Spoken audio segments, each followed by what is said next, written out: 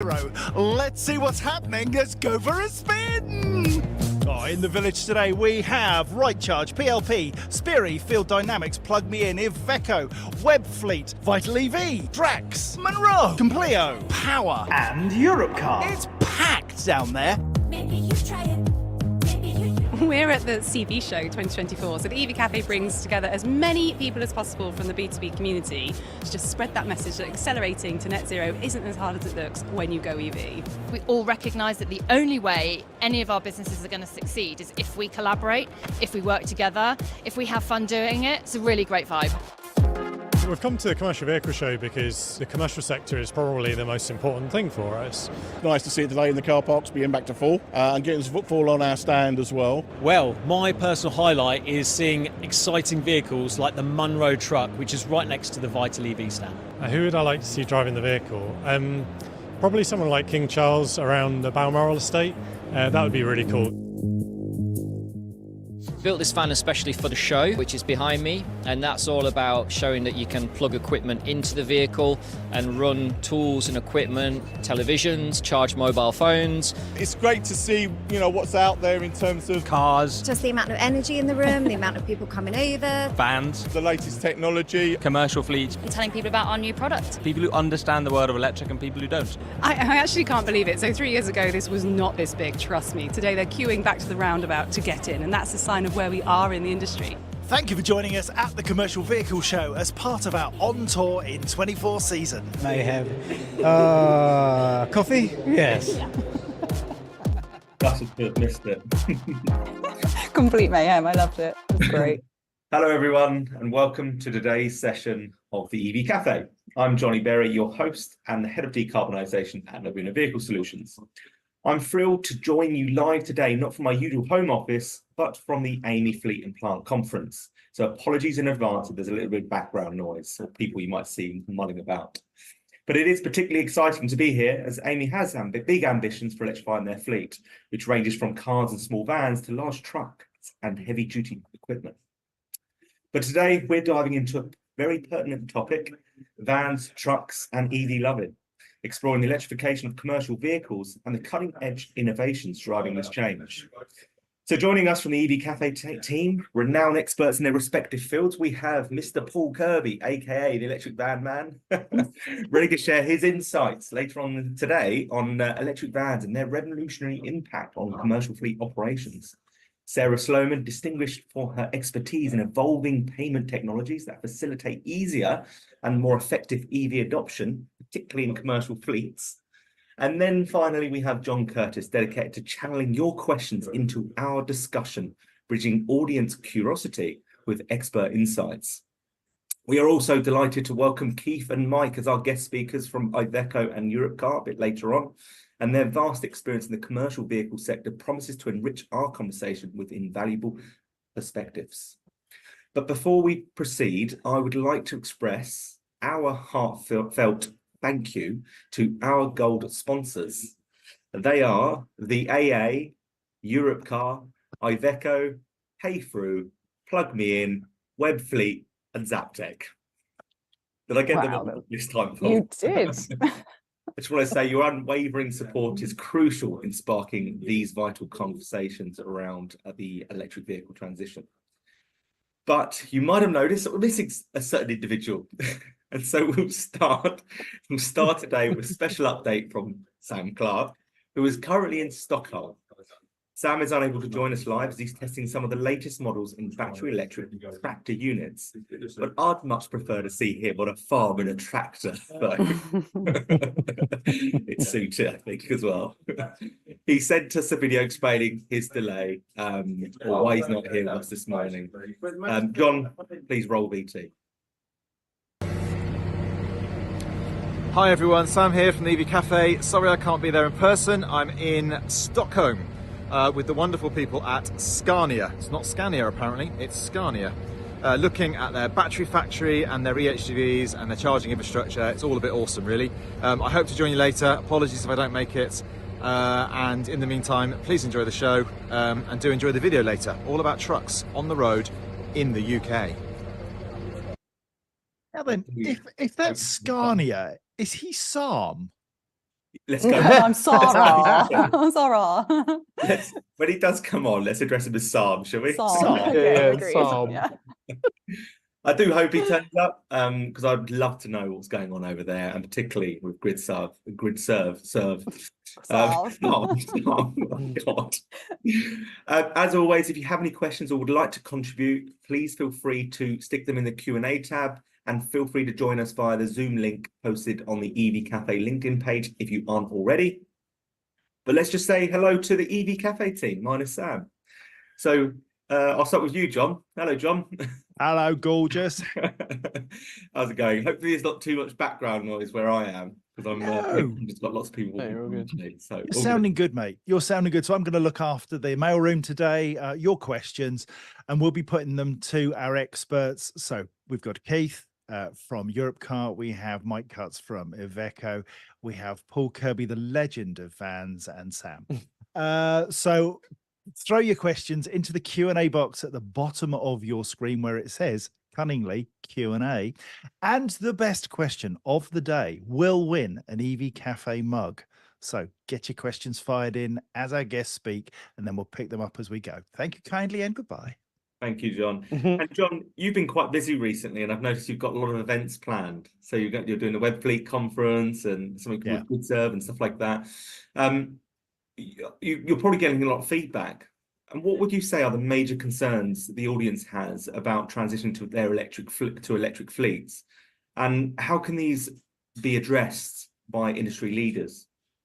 I think there are four big areas. One is the upfront costs, the completely different mindset that's necessary for a business to be able to pay upfront for a more expensive, in inverted commas, vehicle, but will pay back over time through less running costs and cost of energy and so on. So I think just changing the mindset, understanding TCO. There's this perception that there's limited charging infrastructure, and for commercial fleets, I think there's an opportunity to look at what is available publicly, what is available through your depot charging, what does that cost, are there additional DNO or network connections that are necessary? And so thinking and planning ahead is really important. There are people still talking about range and operational differences and a lack of specific models to deal with specialist journeys. And the event you mentioned, the Webfleet event, is absolutely key in this. Decarbonising fleets is a day on June the 3rd. So between 1:30 and 3 o'clock, you can join online a panel of guests, including the aforementioned Sam Clark, where we look at some of the specifics around this. And I'm just about to post, if I may, a link to register. So that's just gone into the chat, a link to register for that webinar. I'm hosting the day. There'll be a Q&A session, which will be like question time, where we'll have about 50 different fleet managers in an audience at Webfleet in Warwick. And then we'll pose those questions to the panel, and we'll pose your questions too. So if you want to come along, join and start your journey or progress your transition to electric vehicles, join that webinar on the 3rd of June, 1:30 to 3 o'clock with Webfleet and guests, and we'll see if we can get some answers to the questions. Sounds excellent. Paul, you're not at my conference. You don't seem to be at home. Where are you? I can show you actually. It's always better to show you because I have portable Wi-Fi. I'm at the AFP conference. And the AFP conference has already had the plan for vans announced at the beginning of it by Catherine Bowen, which is great. And there's Gavin. Say hello, Gavin. There you go. Stuart Signs, everybody. Right chargers. There's all kinds of people here displaying their fleet wares, and also right down there in the end there is a lot of people talking all about the challenges that we face as fleets to transition, because we talk about the EV transition often in the EV bubble. And it's really important to kind of get outside the EV bubble, isn't it? And understand. And I was talking to one guy this morning. I said, "Oh, how are you getting on? And what's the biggest challenge for you with your transition to electric vans?" And he said, "My customers." And and there was a reason for that, which I can't go into on air. But it's there are so many, a myriad of different challenges that we're having to face in this transition. And the AFP conference really kind of helps bring a lot of fleet managers together, a lot of thought leaders together, including our partner All-Star. Got a little thing that we did with All-Star today, Miss Saz and I. So that was a lot of fun. But it's a great place to bring, much like probably your conference there at Amy, just kind of, bringing great minds into the room and beginning to share the challenges, break down some of the myths, but deal with some of the real world challenges that many people are facing. So it's a great day to kind of get all of that. I know Sarah's also at the AFP. John, you want to get Lobo. I've hidden myself away in a rather large meeting room, so I feel a bit all by myself. But it's standing room only in the AFP hall today. As we left to start this webinar, they were just finishing off a sort of fleet workshop to really put each other in one another's shoes, right from the MD through to the driver, and just have that end-to-end stakeholder engagement really clear in people's minds as you transition. Brilliant, thank you, Sarah. Paul, I'm going to go back to you. I have a question for you, if you don't mind.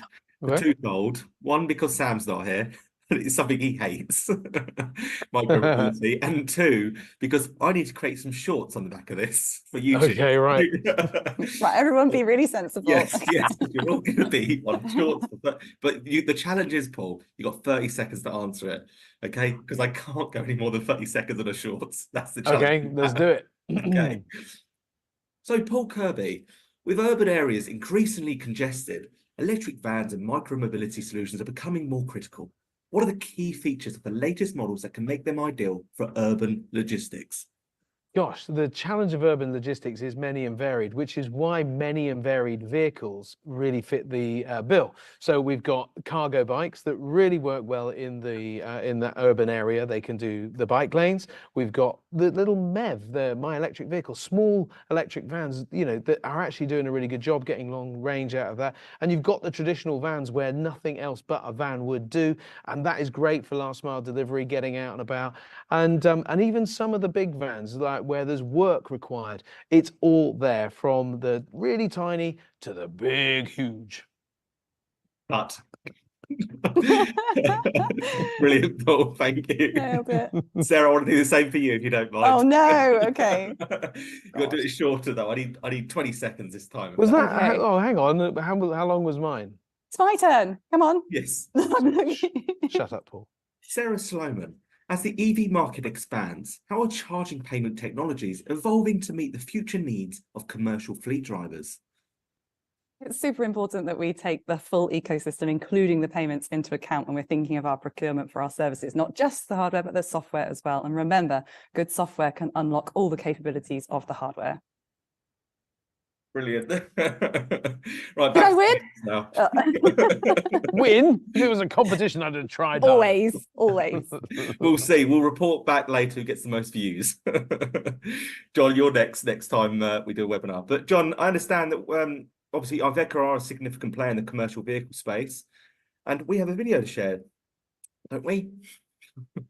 I hope so.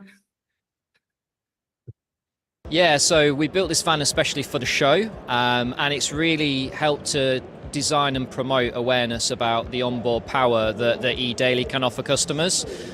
So our model year 24 eDaily has just been launched, and as part of that we've released our 50 kilowatt EPTO on the van, which is class leading by a mile. Our competitors are nowhere near that level of onboard power that you can take off a vehicle. The best way for us to demonstrate that is to build our mobile power station, which is behind me, and that's all about showing that you can plug equipment into the vehicle and run tools and equipment, televisions, charge mobile phones. We're using less than 2.5 kilowatts of power off the traction batteries. We can offer up to 50 kilowatts in both electrical and mechanical, which means that we can fit a pump and a rotational drive to that. So for customers that need to do weird and wonderful things with their vans, convert them into fire engines, aerial platforms, waste compactors, road sweepers, whatever it is that they need the vehicle to drive certain equipment for, the eDaily is well up to the job. I think a lot of it's about awareness, and look, the industry to a certain extent has been held back by they want to make the leap, but the van's not been there to do the specific job for them.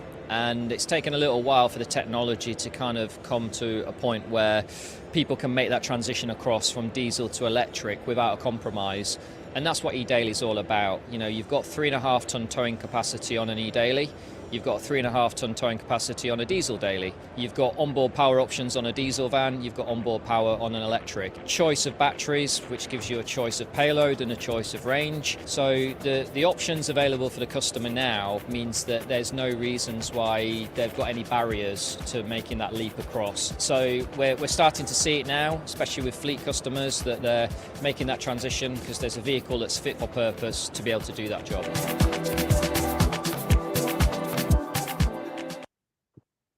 Brilliant Very stuff. good. We'll hear more from Mike a little bit later on. But before then, we must go to our first guest speaker. And because Sam isn't here yet, Sarah, would you like to do the honours of introducing our first guest speaker? Yes, and I believe it to be, she checks the agenda immediately, Keith Shelter from Eurocard, thank you. Okay, so hi Keith, nice to see you again, even though it's not in person today, and thank you for sending Sam your script, which I will now read. Keith Shorter. Keith is the Van and Truck Director for the UK at Europcar and reports into both the UK board and directly into the Europe-wide Van and Truck Business Unit. That affords him good insight into how all the European and Nordic countries are transitioning to sustainable vans. Everything to do with vans is his homepage, including the bottom line P&L, profit and loss acronym, please. Fun fact, this is always my favourite part of it. Fun fact, he has just completed building a 4-bedroom off-grid eco house in Poland, which took 10 years of giving up the majority of its annual leave. That is highly commendable, and I hope we can come on to that later. Talk about walking the walk. Well done. Thank you. So for today, our caption really is, when's the right time to move? Obviously, everyone on the panel is going to say it's right now. And arguably it is, and I'll try to put that argument forwards. I'll concentrate on B2B today. Our B2C EV vans are going very well in 5 major conurbations where they're running with CAS and ULEZ zones. So that bit's sort of taking care of itself, which is really nice. So the B2B is our next focus and our current focus. So when we're dealing with fleet managers, and we were talking earlier about feedback, it's the usual plate splits, the plate spinning that goes on, the replacement cycle. It's that potential change of UK government again at the end of the year, which has given a little bit of uncertainty around whether we re-accelerate the ZEV mandate, etc. And on top of that, there's a fear of lost man hours. So it's not always the actual vehicle. We have vehicles in the marketplace, as we've just seen, that can do everything that an ICE vehicle could do now. It's timing, and the timing is the businesses being able to focus on where their transport policy is moving when they're still doing the day-to-day. So we're kind of landed as an industry in a place where the onus now falls on us. It falls on us to be the conduit for the businesses to help that transition. The OEMs have caught up with product in the main, and there's still some exciting innovations, as you guys always show, and we've seen at the CV show. But we are the conduit to make that transition easier. So the concerns around daily operation, whether that's payload, range, charging, etc., are going to be there. And we found the only real way to allay those is to get our businesses into vehicles. We're not talking about a 1-hour trial from an OEM. We're talking about coming to us and getting us a bum on a seat in an EV van. Try it for 10 days, try it for 2 weeks, see how it fits in your operation, move it around your operation. There is a place. We're not saying do everything in one go. We're not advanced. We understand that as we move towards the deadline, that the ranges are improving and the vehicles are improving, but there's things you can do right now. But you can do it right now with Europcar without commitment. And I think that's the key. You're not selling yourself with rapidly changing technology. You're not committed to the vehicle for the next 3, 4, 5 years. You're committed for one day. You can be committed for 1 year. You can be committed for 2 years. But it helps you stay fresh and knowing that you'll be part of that next wave and that transition as a business. So in there, I think there's an argument to discuss with the CFOs of businesses as well about their planning in their future, because the life cycle changes are going to be different on an EV than they are on ICE. We're already seeing that. People won't commit for that long term to a long-term vehicle. And just touching on that bit in the Nordics, we're already transitioning our vehicles there for the first cycle after nearly 5 years on EV vans. And again, in the UK now, after the first 2 years, we're now transitioning some of our green fleet out as well as bringing in new. So I think that with what's going there, just taking those concerns away is the main thing. So that brings on winning hearts and minds. The van is just a tool. It's not an emotional purchase like a car. We don't get hung up on it's got metallic silver paint and cream leather interior, or it's got. But what it does need to do is needs to do a job. We found by putting the drivers on the seats, the feedback from the bottom up is really positive. This is their office. This is their mobile office for the day. They're sitting in there. They're sitting in there all day long. It's quiet. It's smooth. As long as the van is fit for the purpose the company's given them for, that really aids the story from the bottom back up, and it takes away the fears. So come to us, helped us. We can, the companies that have come, helps to spread the word. It helps to shape their transport policy going forwards. And like with anything, trial and test. We're used to that now. My wife now goes through 7 match pots when we decorate the lounge before she chooses the final shade of white. It's much the same thing. Trial and test, make sure it is fit for purpose. As I said, we're not advocating everything, but we are in a position now as an industry where a percentage of your business can easily step across, and we're now focusing on that next percentage. So alongside that, the last thing for myself is that we don't just walk the talk. We have our super sites that run our 4,500 EV green fleet. So that's plug-in and pure BEV. So these guys in our stations are used to handling these vehicles. They can allay all your questions. We have our online EV guide that also has a Zap Map tool. So it takes away that fear of charging. And we've got the experts in terms of EV experts as a department, as you guys have known and met, but also on the ground. We have that expertise to make for a smooth transition. So that's really from myself, apart from some Q&As. Yeah. Great job. That's great, Keith. Hello, Sam. Hi, Sam. Hey, farm boy. How's it going? Farm. Got some catching up to do on the chat, Sam. All right, I've been listening. I've been listening in. Oh, have you? Yes, I have, Johnny. Oh, no. Yes, I have. We'll come back to you later. We'd love to know what's going on over in Scania, Sam. So anyway, Sam, Sarah, you have a question, don't you? I did, yes, thank you. Thank you for that, Keith. I do always so enjoy hearing the benefits of hiring over buying and long-term leasing. But we shared a panel session at the CV show this year, and we talked about how we can get people really behind the van plan as it's now been thoroughly launched. Have you had a chance to disseminate that to any of your customers? What sort of feedback are you hearing about the van plan and how you guys can help? Initially, I think this is where sessions like this help, Sarah, and reaching a wider audience.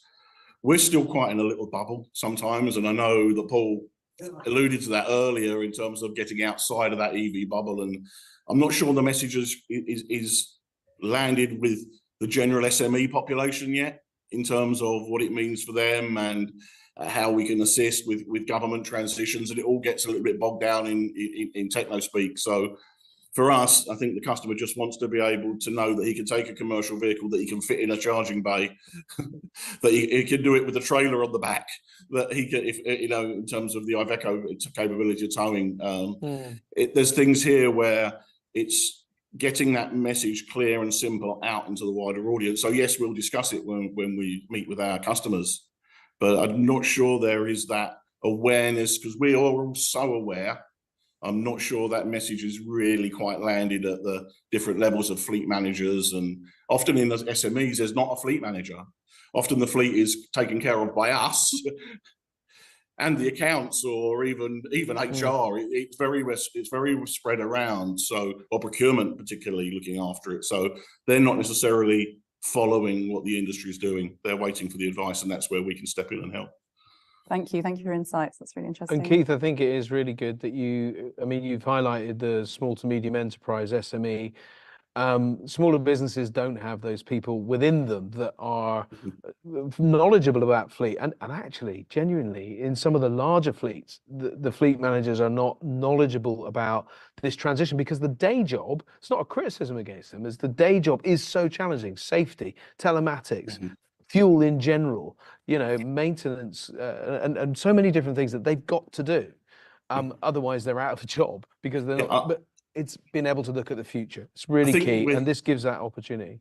Yeah, Paul, I think that although we've AM people, you and I, through our blood, it's the cars have actually helped. Having the MD and the FD transition into an EV car 4 years ago because it was a great tax break.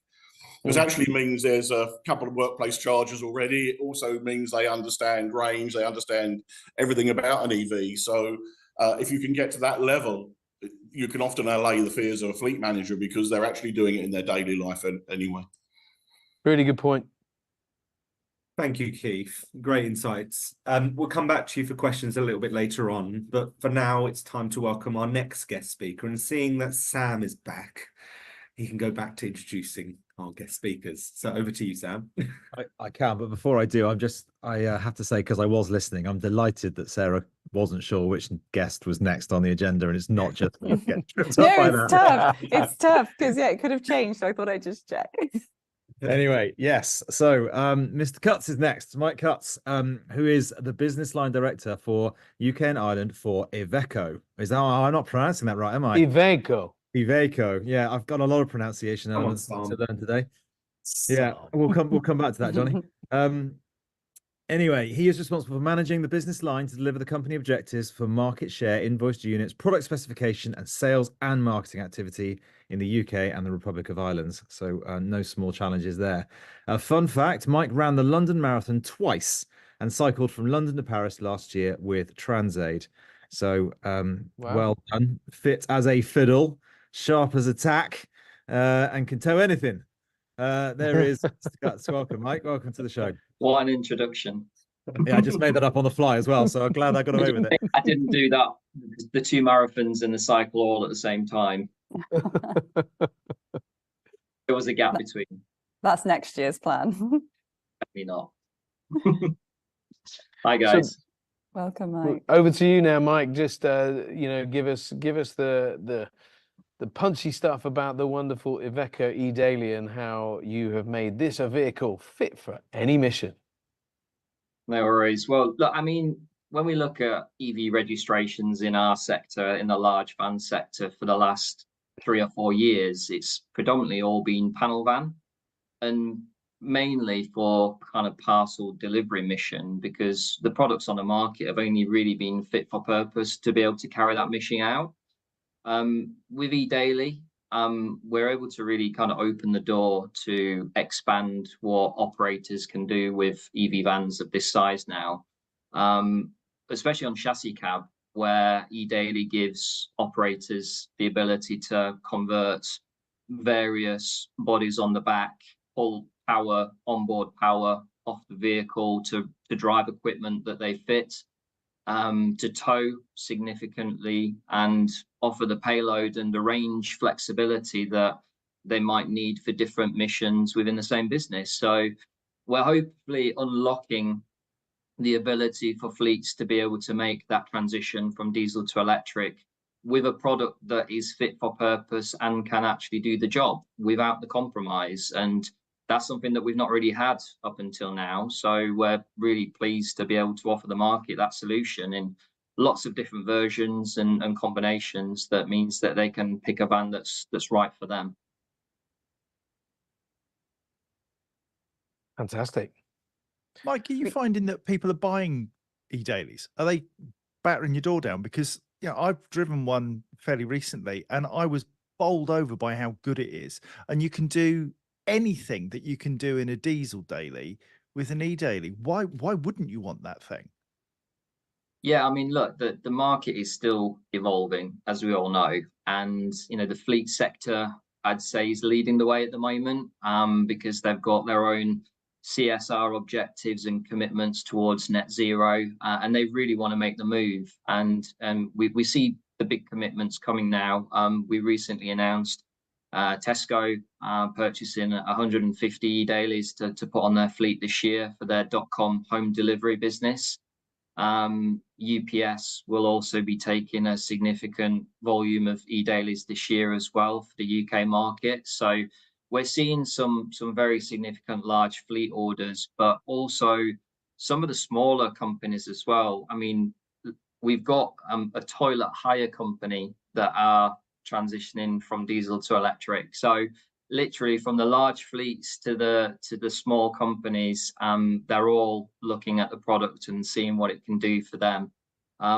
Not to mention the kind of the municipal and council sector, where again, massive green agenda, certain percentage of every public sector tender these days needs to be electric. They want to run cage tippers, they want to run drop sides, they want to run welfare vehicles. The choice is there for them to do that now. So, you know, it's not just one sector that we're kind of getting the inquiries from, but from a real wide, diverse selection of customers.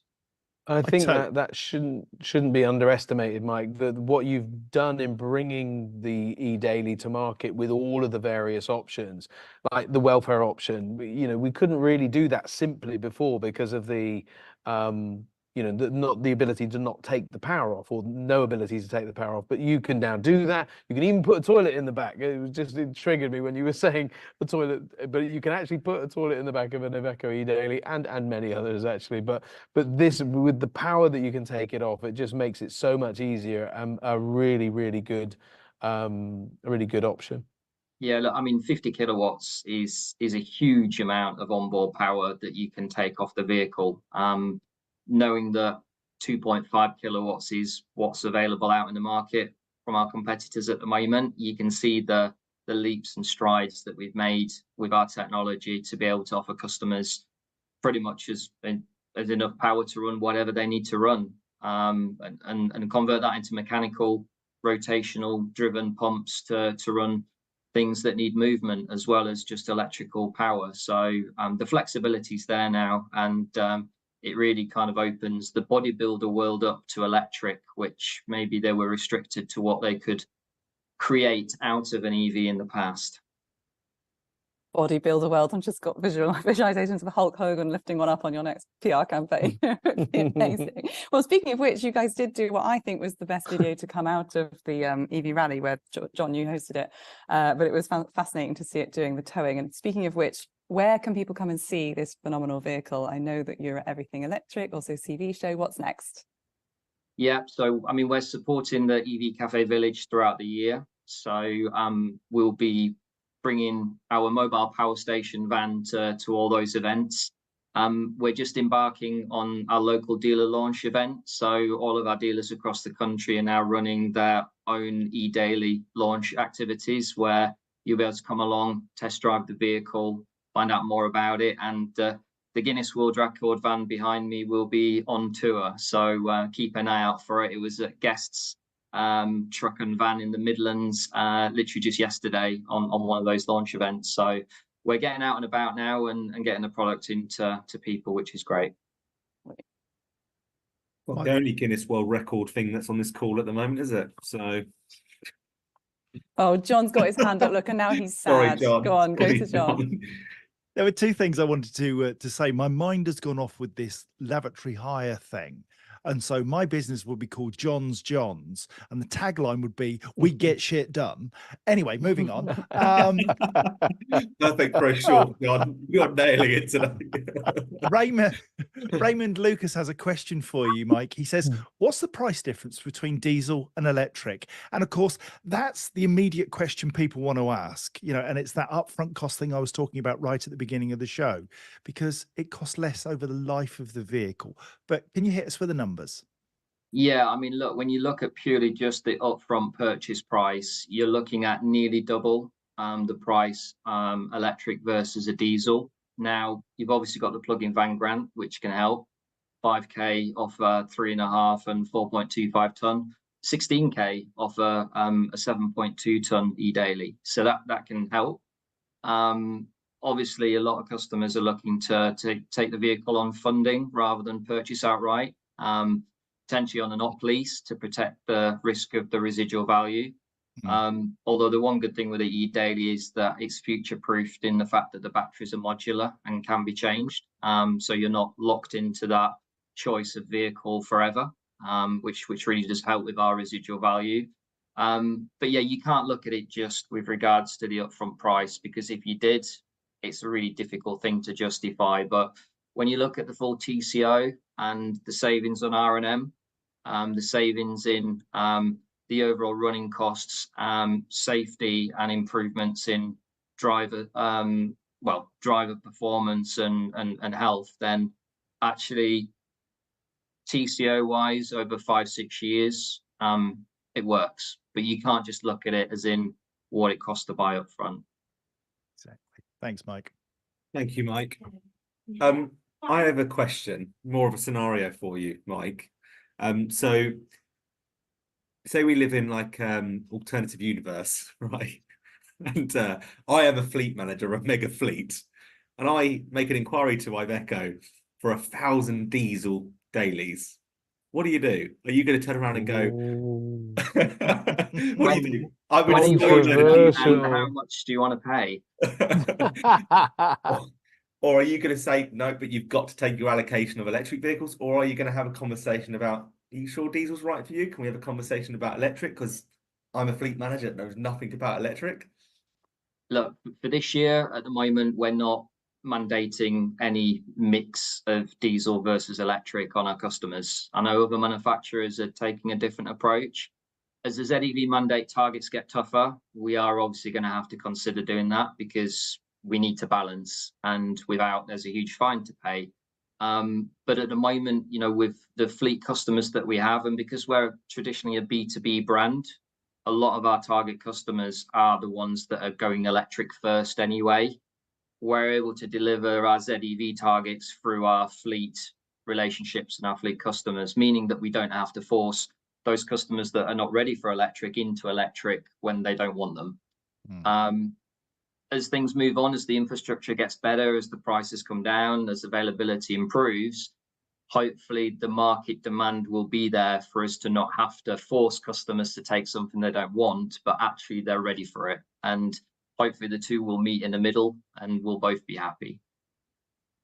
That's great. Thank you, Mike. Great answer. I think it highlights a very difficult challenge for the industry, I think, and one I'm sure we're going to talk about more and more over the coming months.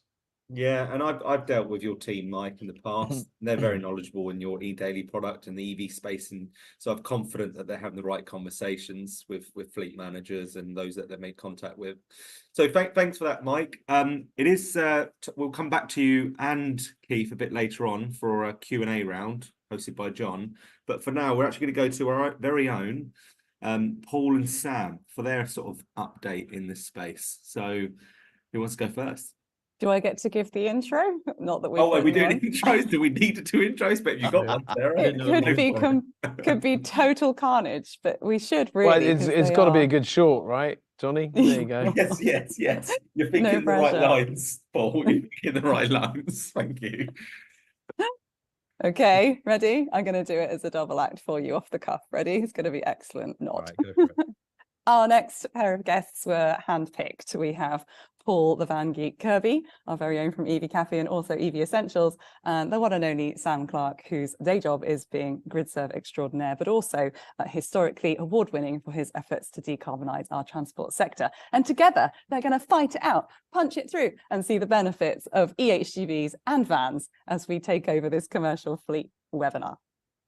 Over to you. Well, I think for once, Sam and I are not going to fight. I think for we're once, going to yeah, I think that's why we paired you agree. together. As long as I don't mention cargo bikes in my bit, we'll be fine. Yeah, well, you did that before he joined. I'm not even going to rise to the comment you said earlier when I was listening in either. I think we'll save that for another day. I can't even remember what I said. It no, just you goes. Just said, no, I feel a poll coming. Oh gosh, give up the poll. Anyway, so I mean, let me kick off because I think it's really important that we recognise this journey is car, van, truck, and it is in that order in terms of volume, and I don't think there's any disagreement there. The van sector has proven very difficult to transition, much more difficult than people thought. People just assumed that it would be okay once cars were done. Certainly government have come to market with that attitude. And I think we've harped on a little bit about awareness and fleet managers that are unaware. And what I find as I'm going around in terms of giving talks and doing workshops with customers and talking to some of the companies that are involved in the fleet transitions, the lease companies, the rental companies, and the dealer groups, what I'm finding is that the people supporting the transition don't know enough. So there's a lot of misinformation. There's not enough information. The product information is out there, but when I got taught sales, it was always feature, advantage, and benefit. What does it do for you? So we're talking a lot about features. It'll go this far. It'll charge this fast. It will carry this much. All of those things are really, really important when you're coming to make a decision about an electric van. But the reality is what you've got to also talk about is what does that do for you? And how does it benefit your company? And the benefits to the company are often far wider than just the product itself, because the product will do what many of the other vehicles will already do. So why change? Well, because there are ESG targets, there are CSR targets, and before the acronym please come out, it's the environment, social and governance, and it's the corporate social and responsibility. These elements to tenders and to operating in our market are changing dramatically. So product is almost second place. It's can I meet the need of this tender, and then can I deliver it with a vehicle that will do the job? And what we've got to really understand is, what the vehicles actually will do, not the 200 miles necessarily on the price tag, but more the 140 to 160 that we might get in real world with range in the cold, because we've got to work our worst case scenarios. Because if a vehicle is not fit for purpose, it is fit for nothing. And the big challenge is with the electric van is the productivity. Vehicles are worth hundreds, if not thousands of pounds per day to the business owners. And we've got to make sure that every moment is maximized. And charging in terms of its infrastructure, both publicly and privately, and anybody that knows me knows I'm not a fan of public charging in vans unless it can be done in a very controlled and organized way, booking, possibly sharing infrastructure. But, own your own power. Get the right vehicle that is fit for purpose, and there's many people in dealerships and myself and others that can help on that, and then make sure you've got your charging infrastructure nailed so that you can go to work without fear of losing productivity. And that for me is the van market in a nutshell of what the challenges are, what the options are, and I haven't covered any brand particularly, but I'm happy to answer questions on that. And also where we're going in terms of the drivers and the mechanisms that are making us make the change. Thank you very much, Paul. Over to Sam now to talk about trucks. Who may have frozen. He's worryingly. maybe frozen. Yeah, even though it's very sunny in. It's a very Sweden wistful today. picture that we've got of Sam, isn't it? It is, isn't it? Oh, he's there back. he is. He's back. Boom. Before you start, Sam, I know that apologies if there's background noise. There's a large influx of people have just left this conference. So it's okay, Johnny. Good. I know we spoke about cargo bikes at our Partners Day. We spoke about the webinar, but let's just put it to right. So I'm going to start a poll whilst you talk, Sam. I just want the audience's opinion on the matter. That's all. So over to you. Yeah, I know what the answer to that poll will be, Johnny, but it's yeah. We'll talk about that another day. But yeah, I mean, I think thank you, Paul, for your comments. I think it's really interesting. Public charging is an absolute requirement. I think you often say in the cargo cycle space, actually, there's no silver bullet, there's a buckshot, I think is one of your lines. Not sure I'm necessarily approve of the scattergun approach, but I take your point that we do need more than one option for things. And similarly in the public sector, public environment vans, we're seeing a much greater increase in commercial vehicles on our public network now than we ever did. So it's a growing sector that we can't ignore. As far as trucks are concerned, I've had just the most incredible week, frankly. It's been often I'm a proponent of whilst there's a time and a place for talking about doing stuff, the most important thing is doing stuff and talking about it. And this week has really been one of those weeks, putting electric heavy goods vehicles on the road in the UK. courtesy of the Electric Freightway project, is a really proud moment. You know, we've got AF Blakemore running trucks every single day, fully electric now, and have been for a number of days, and will continue for a number of months and years to come. And that's amazing just to see that happening, and that making a material difference of real world stuff happening. You know, is really, really great. And then I'm blessed also to be in Stockholm today at the Sustainable Transport Forum hosted by Scania. That's how you pronounce it. Morning. But similarly, I've been on their track day all day this morning, driving a number of different electric and diesel trucks, actually, as a comparator, which has been just such a privilege to be able to drive around in 44 ton trucks on a not racetrack, on a track that I otherwise wouldn't have the licenses to do. And it just goes to show to me really how much the market has moved on, and how much this infrastructure works, and so too do the vehicles. I've also been at the battery facility today and understand all about how the modules are made, and how they're glued together, and why they're glued together, and what foam and stuff goes between them in order to protect them from swelling, and then why they've got these little explosion fuses around them, so if there is any overheating or any fire, it cuts them off and splits all the power down so that it cannot catch fire.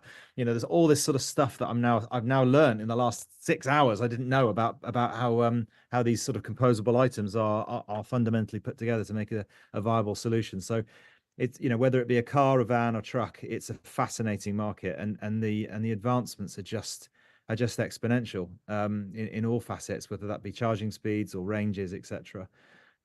So yeah, I'm buoyed by this week, and you can probably tell by the unbelievably glorious weather behind me and the venue that I'm at, that it's been a good week, being able to actually do stuff and see stuff on the road, and actually things moving, literally moving. It is just wonderful, and I just hope we do more of that over the next coming years. But I'm really optimistic this week. It's not all sunshine and roses. You know, we've seen in the news today that Volta have gone back into administration, probably for the last time. That's very sad, and it just goes to show how difficult it is for the OEM startups to be able to get into the market. Tesla's a bit of a freak, but that's about the only one that's ever succeeded in doing so. Whereas the established OEMs seem to be, you know, sticking their stakes in the ground and moving forward. So it's a great shame to see that. But at the same time, it's promising that a lot of the large OEMs are really stepping up now with their product offerings in all sectors, and that can only be a good thing in the long term. But yeah, I think that's my thoughts for the day, Johnny. Thank you very Paul's much. on mute. He did raise his hand, but Paul is actually on mute trying to speak at the same time. Brilliant. Be good. Sorry, can I just try, Sam, tell us a little bit. We've heard of MCS, or megawatt charging systems, in terms of trucks. What news? What news? Pray tell. Pray tell. Yeah, I mean, one of the challenges with charging trucks generally is that the horse has already bolted in a way, in terms of sorry, there's a big speaker just gone off in my head, which is massively distracting. Yeah, there's a lot of complexity around CCS and where it's positioned, where the connectors are on the trucks, and they're different size and different positions, and that's created a lot of difficulty with how we're going to configure charging infrastructure in the public domain going forward. There is some light at the end of the tunnel, whilst we'll always have to deal with that legacy. The new standards for what's MCS, which is the next step of charging connectivity, it will enable up to a megawatt of charging. That's 1,000 kilowatts of energy potentially. Well, actually, it'll go up to 4 or 5 megawatts in the fullness of time through the same connector. You know, and 2 or 3 megawatts of energy is the same size as a small to medium sized village just to charge one vehicle. But mercifully, the connector regulations will be on the left-hand side, just behind the real wheel arch of the trucks. So we can at least work our modelling around some degree of uniformity. Is that universality? That's the word I was looking for. Within that particular element, it's a shame we couldn't do it with all vehicles, frankly, because as we know in the car world, we've got connectors front, right, back, left, all over the place, which is unfortunate. If they were all in the same place, just imagine how much easier and lower cost some of the infrastructure could be. But there we are. But yeah, that's exciting. And within the Electric Freightway project, Paul, as you know, there's a prerequisite for us to deliver 2 megawatt ready chargers in the next year. And I've got a few designs on where that's going to be. I can't share that yet, but that's exciting. And we're now talking to the hauliers and some of the OEMs about who would like to start running the first megawatt ready charger and vehicle up and down one of the motorways in the UK. So yeah, the power is increasing, and the opportunity that creates is great. I mean, even with AF Blakemore's first trucks, they're currently charging on a 43 kilowatt AC charger at depot, which is fine, but that keeps them going for a single shift. Once we install the CCS, the DC charging, they'll start double shifting.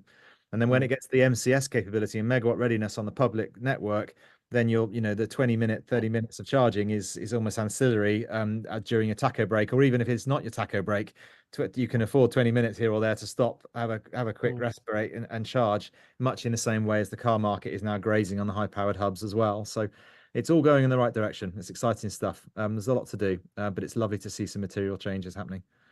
Thank you very much, Sam. And I'll be keen to understand Iveco's position in the future on their big, heavier vehicles when it comes to electrification. We've got 10 minutes left. We've got a few questions. So I'd like to welcome Keith and Mike back onto the panel. And then I just want to hand off to John, John, if you could just go through the questions in the last 10 minutes, that'd be great. Sure, yeah. But before we do that, the poll results. So do you think cargo bikes are a viable solution for improving logistics in urban environments?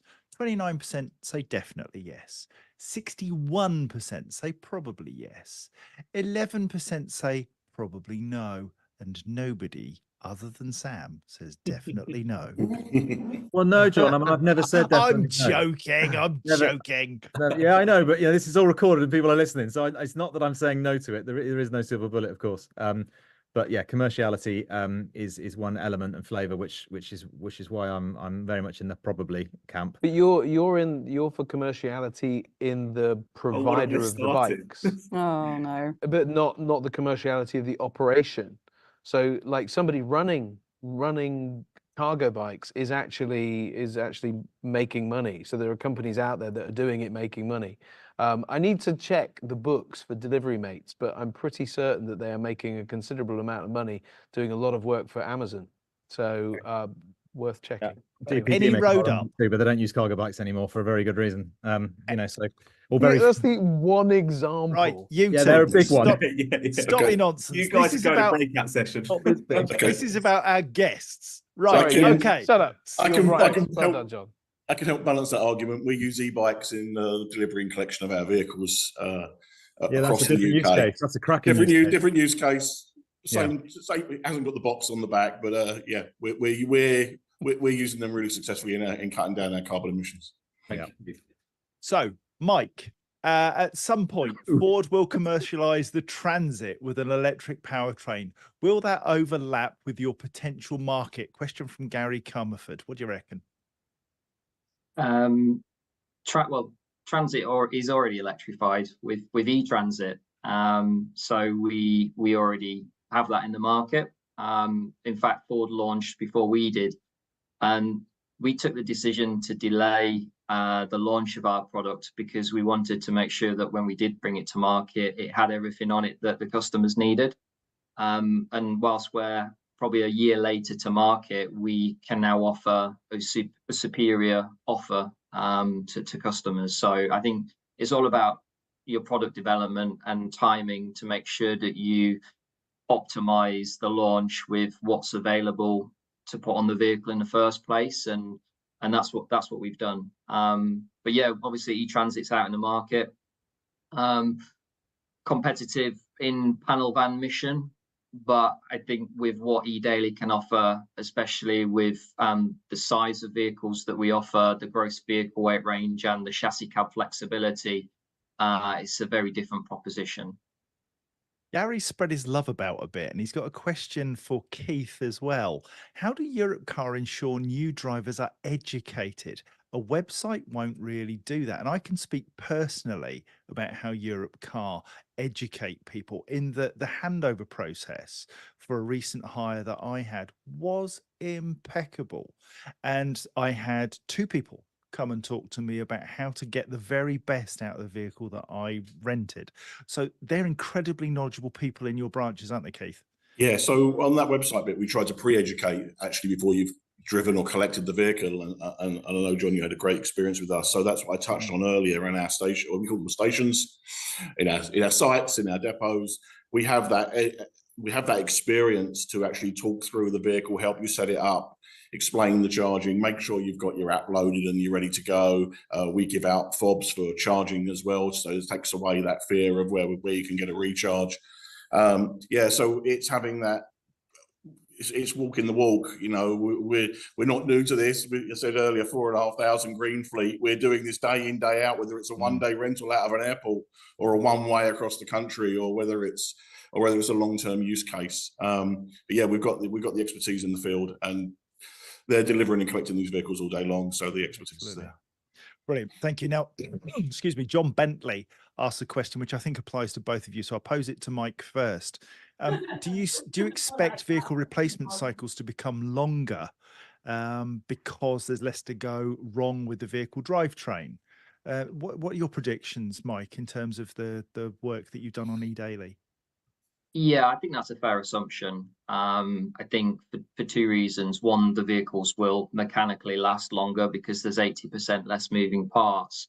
But also you're going to need to run the vehicle over a longer period for the depreciation and to get the TCO benefits. So, typically our customers will run a diesel for 3-4 years. Maybe some of the more extreme cases where they've invested a lot on the conversion of the vehicle, they'll run it for 5 years. But on electric, you can add 1 to 2 years additional on the life cycle. And it's why manufacturers are typically offering an 8-year warranty because on the batteries, because ultimately what we expect is the first customer will have it for 5 years, maybe 6. And then the battery warranty has another 2 years left for the second owner to give them confidence of protection to take the vehicle on as a used vehicle. So it's all really set up for that longer life cycle period. And when you talk to CAP and glasses, they're very much of the same mindset as well, that users will typically run EVs for longer. And CAP and glasses, just for those that don't know, are the guides that provide the insight for the pricing of future values and existing values, reporting what vehicles are selling for. Heath, are we seeing people using Europe Car as a flexibility tool as far as fleets are concerned? So they're running their own vehicles longer, they're keeping hold of traditional diesel internal combustion engine vehicles longer, and then when they start to break down and cause a problem logistically, Europe Car then can provide them with that flexibility to say, I need a vehicle pronto, can you do it for me? Yeah, and I think this is the ownership usership model. It's the same with your mobile phone. Technology is changing really quick. People don't commit for such a long term. In the Iveco with Mike, yes, if you're going to outright purchase it and make the TCO work over 5 to 7 years, and the vehicle is really designed for that, that's great. For us, it's more about, as you know, with any hire business, it's about having the youngest, most efficient, up-to-date fleet all the time. So, when we go on holiday and you jump in the car like you did, John, it will be something modern that you might not have tried before, etc. So we will turn our vehicle fleet round for EVs every 2 years. Our holding on an EV ban is around 2 years. So we'll keep young and refresh. We get the benefit of that advanced residual value, and the next user will have that extended period of time, as Mike alluded to, that they've got 5 years or more good use out of that vehicle. The other point you raised in terms of people holding ICE, there was obviously post-COVID and war in Ukraine and global politics, a lot of people have already held on those ICE vehicles, a lot of fleet managers, a lot longer than they would. And they're seeing those vehicles break down and the big bills that are coming. So there is going to be this long-term TCO of an EV, which is different with the less moving parts and the less to go wrong. Absolutely. Thank you very much indeed. Now, I promised that we'd give an EV Cafe mug to the best question.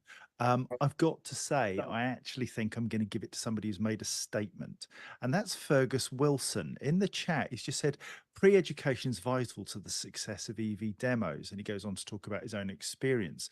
And then there's this beautiful little phrase, hand-holding is key. If you think about it as toddlers, when we learn to walk and we teach our kids and our grandkids, we're going to hold their hand, give them that little bit of support. And soon they'll be walking on their own. They'll be making their own strides. And, as we've seen with Mike, even running marathons. But hand holding is absolutely key. So Fergus Wilson, you've won today's EV Cafe mug. If you can get in touch with us, any of us on LinkedIn, find us EV Cafe, search us out, or me, John Curtis, on on LinkedIn, and we'll send out an EV Cafe mug to you. Thank you. You're absolutely right. Hand holding is key. Back to you, JB. Yeah, you can also check out our YouTube page. We're stepping up our social media game, and so we'd love for you to be part of our growing community there as well. So, any closing remarks from the gang? Just one from me, if I may. I think, Sam, can we just confirm, because I think it's important, is it Teva that you've seen go into administration or yes, it is. Volta? Oh, did I Teva. say Teva? My apologies. No, you said Volta. You said Volta, but it and is I think Teva. Volta are still alive and kicking. Yeah. And Teva have gone into administration. see. That's been reported Yeah, thank you. just 4 hours ago. Thank you for Well, clarifying. Johnny spotted it actually, and I just did Yeah. double check then, and it's Teva, Yeah, which I'm is a real shame actually. is. Yeah, Well, it's a shame brilliant for both, organiser. isn't it? It's a shame for both because both of them are, clearly on their knees, which is Well, really. so Volta are showing at RTX. They're likely to be at others. So there is a bit of hope. There's a bit of forward trajectory. They were at they've got sponsorship or support with Nike. They were in the London Marathon, I think. Mike, you might have seen the Volta van with the Nike sign down the side of it. I So couldn't keep up with it. Sorry. those electric vehicles, they don't get along, don't they? Thank you, Paul. That's all we have time for. 1 minute past 1. So thank you, everybody. Thank you especially to you, Mike and Keith, for your insights today. It's been invaluable, and we'll no doubt see you on another webinar shortly. Bye-bye, all. Thanks, everyone. See ya. Bye. See ya.